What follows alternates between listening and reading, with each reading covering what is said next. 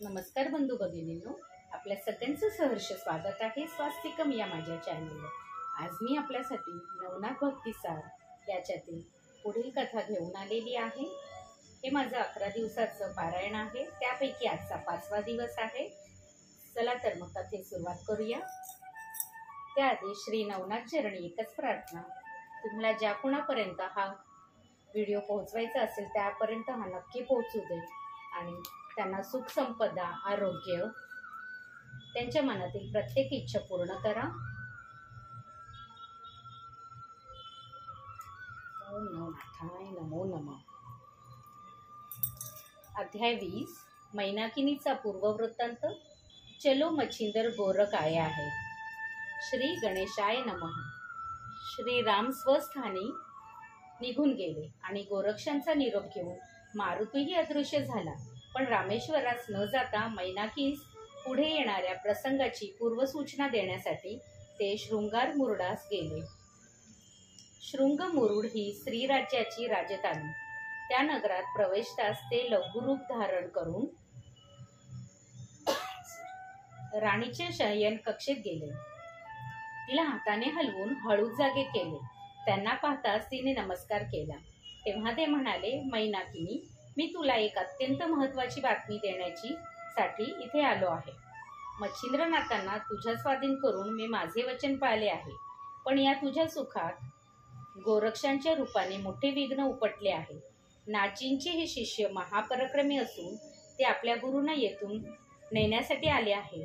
त्यांनी श्रीरामाचे ऐकले नाही, माझेही ऐकले नाही, तेव्हा त्यांना येथे रमवण्यासाठी तुलाच प्रयत्न करावा लागणार आहे। ते उपाय अत्यंत सावधपणे कर, नाहीतर मच्छिंद्रनाथ तुझ्या हातून गेलेच म्हणून समज। ते ऐकून ती खरोखरच चिंतेत पडली, पण तरीही मारुतींचा यथायोग्य सन्मान करून तिने त्यांना निरोप दिला।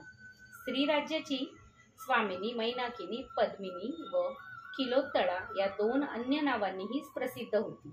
त्यामागची हकीकत अशी आहे की पूर्वी मैनाकिनी सिंहलद्वीपात राहत होती। तेथील सर्वात सुंदर स्त्री म्हणून तिला पद्मिनी हे नाव पडले होते। एके दिवशी स्नान करून गच्चीवर उभी असताना सहजच तिची दृष्टी आकाशातून विमानाने जाणाऱ्या उपरिचर वसूंवर पडली। त्यावेळी वाऱ्याने त्यांचे वस्त्र दूर झाल्यामुळे तिला त्यांचे गुप्तांग दिसले। त्यामुळे ती मोठ्याने हसली। त्या समयी तिचे हसणे आणि त्या हसण्यामागचे कारण समजताच ते रागवले। त्यांनी तिला शाप दिला, म्हणाले, माझी अभिलाषा धरून आणि निर्लज्जपणे हसून तू माझा जो अपमान केला आहेस, त्यामुळे तू स्थानभ्रष्ट होऊन स्त्रीराज्यात जाऊन पडशील। तेथे तुला पुरुषांचे दर्शन होणार नाही। ते ऐकून पद्मिनीने त्यांची मनधरणी करून उपशाप मागितला।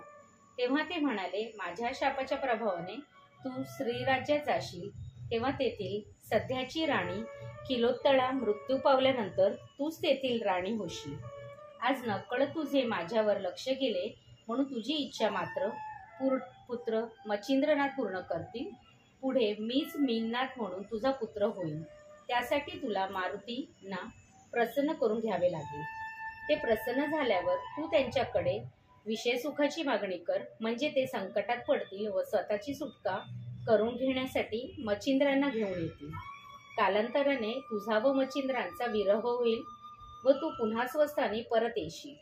ते ऐकून पद्मिनीच्या मनातील दडपण दूर झाले। उपरिचर वसूही आपल्या मार्गाने निघून गेले। कालांतराने काही अपूर्व चमत्कार होऊन सिंहकल्पातील पद्मिनी श्रीराज्याची राजधानी शृंगमुरुडास गेली। तेथे एका चर्मकार स्त्रीने तिला आश्रय दिला। पद्मिनी तिला स्वयंपाकात व व्यवसायात मदत करू लागली। एके दिवशी स्त्रीराज्याची वृद्ध राणी किलोत्तळा हिने आपल्यानंतर गादीवर बसवण्यासाठी राणीची निवड करायची म्हणून एका हत्तीनीच्या सोंडेत पुष्पमाळ देऊन तिला नगरातून फिरवले। तिने पद्मिनीच्या गळ्यात माळ घातली, तेव्हा सर्वांनी तिच्या नावाचा जय जयकार केला आणि तिला वाजत गाजत राजवाड्यात नेऊन सिंहासनावर बसवले। अशा प्रकारे राज्यप्राप्तीनंतर पद्मिनीने पूर्वीचे राणीचे नाव धारण केले। मग तिने घोर तपाने मारुतींना प्रसन्न करून घेतले आणि त्यांनी त्यांना मच्छिंद्रनाथांना त्या ठिकाणी आणले.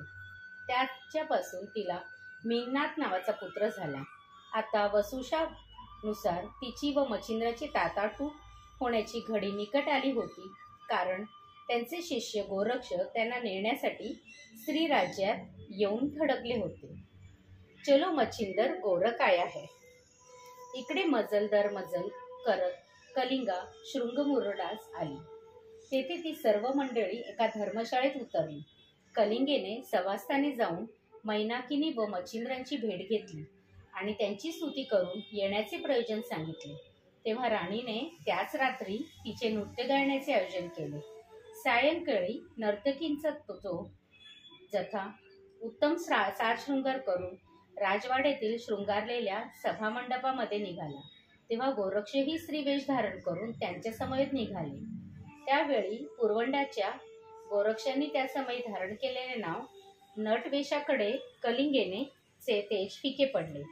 राजवाड्यातील मानकरी स्त्रियाही त्यांचे अलौकिक सौंदर्य पाहून थक्क झाली.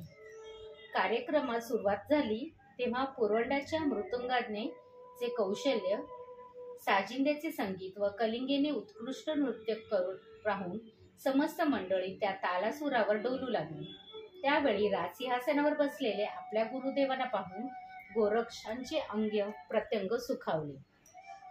ते आनंदाने बेहोश झाले आणि त्याच क्षणी त्यांनी आपले हस्त लाघव दाखवण्यास सुरुवात केली. त्यांच्या मृदुंगातून चलो मच्छिंदर गोरख आया असा ध्वनी उमटू लागला. ते ऐकून मच्छिंद्र दचकले. मैनाकिनीही कावरीबावरी झाली. त्या नादाने बहरलेली रंगदेवता कोमेजून गेली. काही वेळाने तो ध्वनी पुरवंडाच्या मृदुंगातून येत असल्याने जाणून राणीने त्यांना एकांतात नेऊन त्यांची चौकशी केली.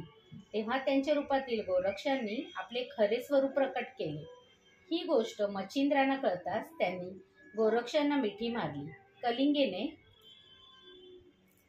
सन्मानाने बोळवण केल्यावर नाजीने आपल्या शिष्यमंडळातून सर्व इतिवृत्त जाणून घेतले. ते ऐकून त्यांना अश्रू अनावर झाले. गोरक्षांचे आपल्यावरील प्रेम पाहून त्यांचा मुका घेतला. मग त्या दोघांनी एकत्र भोजन केले, एकत्र शयन केले. दुसऱ्या दिवशी मच्छिंद्र आपल्या दोन्ही मुलांना घेऊन राजसभेत गेले. सिंहासनावर बसल्यावर त्यांनी गोरक्ष व मीननाथांना आपल्या मांडीवर बसवले. ते प्रेम पाहून मैनाकिनीही हेलावली. अध्याय 20 समाप्त. दत्तप्रभू पर्णमस्तु. शुभं भवतु, शुभं भवतु, शुभं भवतु.